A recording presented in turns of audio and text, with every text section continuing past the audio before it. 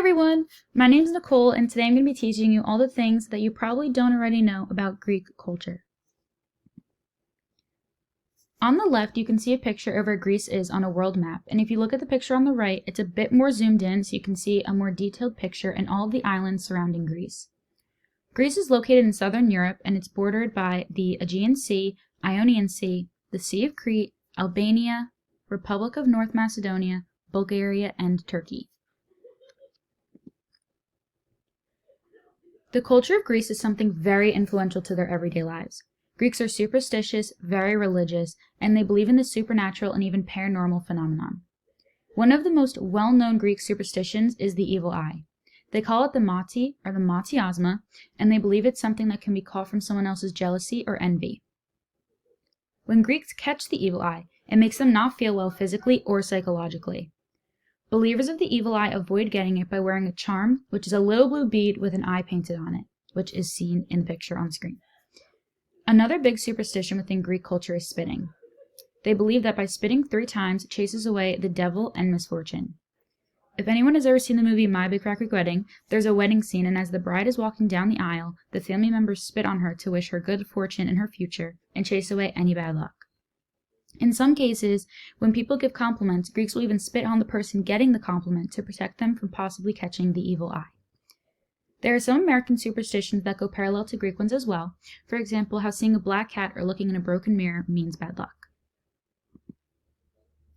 Next, we're going to take a look into folk culture of Greece. Folk culture plays a big part in Greece because they try to keep their old and rich cultural history. The music is fairly modern though and consists of Eastern and Western influences, and some of their older music actually had themes of poverty and suffering. Their clothing is heavily influenced by Western European fashion. Greeks are known to be very into all types of art, and they are home to a lot of history museums. Some common foods you can find in Greece would be lamb, seafood, olives, and cheese, and they consider it to be impolite if you leave the table before everyone is done eating. Switching over to pop culture, they have similar types of fast food restaurants as we do in America, like McDonald's and KFC. The menus and layout vary, so walking into a Greece McDonald's will not feel the same as walking into an American one. But the main attractions are very similar. They also offer American-style food on their restaurant menus in Greece. Their clothing style is closely related to the popular fashion scene in Western Europe, and younger people of Greece culture prefer pop music from the USA or Europe. As I stated before, Greeks like to stay loyal to their older heritage, so technology is not their forte. They have grown into some advancements like television and computers, but they are nowhere near as tech-savvy as most cultures are in the present day. Women in the Greek culture are still victims of standard gender roles where they have the responsibilities of cooking, cleaning, and taking care of everything throughout the household. Something else Greece is known for is their beautiful landscape and geographical characteristics. 2/3 of Greece is all mountains, making it a very mountainous region, and the highest peak is Mount Olympus. It is also very rich in natural resources and a habitat for rare species that are found nowhere else in the world, like the Mediterranean monk seal.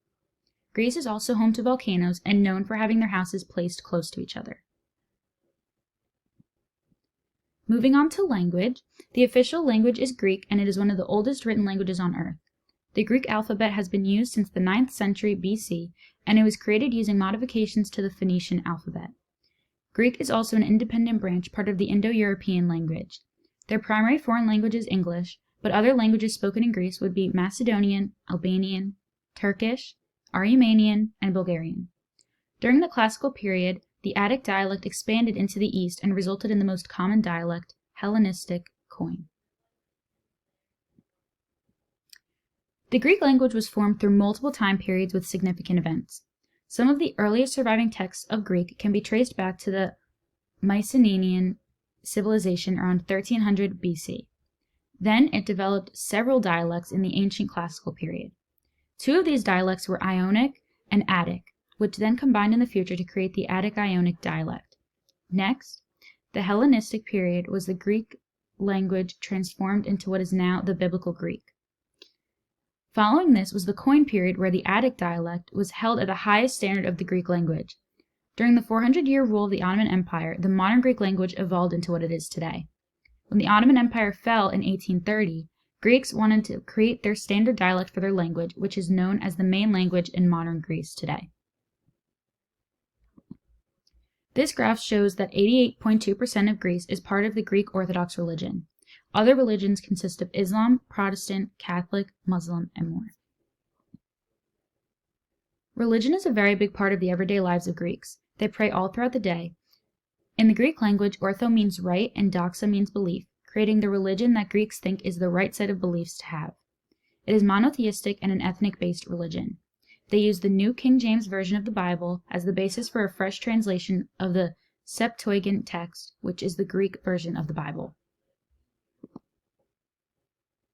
They celebrate many holidays like Christmas, Halloween, New Year's Day, and Epiphany, but the most important holiday for Greeks is Easter.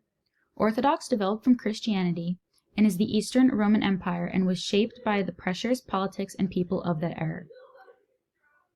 Christianity is a monotheistic universalizing religion that spread through Europe mostly by hierarchical and expansion diffusion, and then was brought to the New World through relocation diffusion.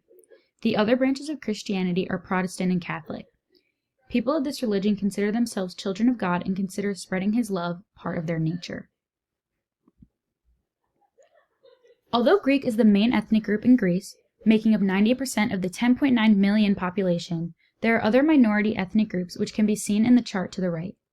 Albanians are the largest minority group with a size of 455,000, and the next largest group is Roma, consisting of not even half of Albania's size.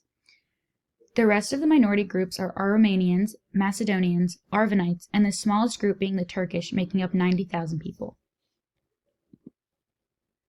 Albanians have been migrating to Greece in groups throughout the past few centuries, and once they settle in Greece, they make their presence known with Albanian shops, restaurants, and grocery stores.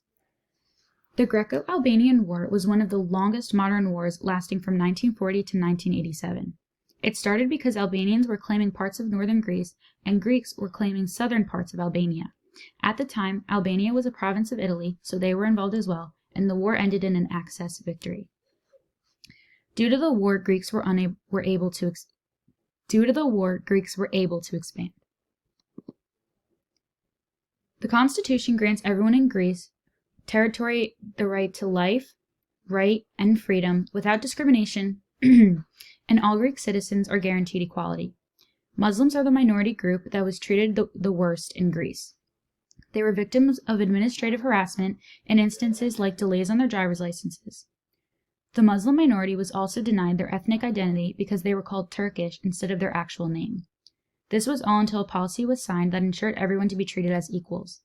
Modern Greece is known for many migration groups, and these groups are always fighting to gain a higher position in society. Currently, there's not much specific racism in Greece, but new migration groups that enter are never held at the same level as others. So here are my references. I hope you guys enjoyed my presentation and learned something you didn't know about the Greek culture. Thank you.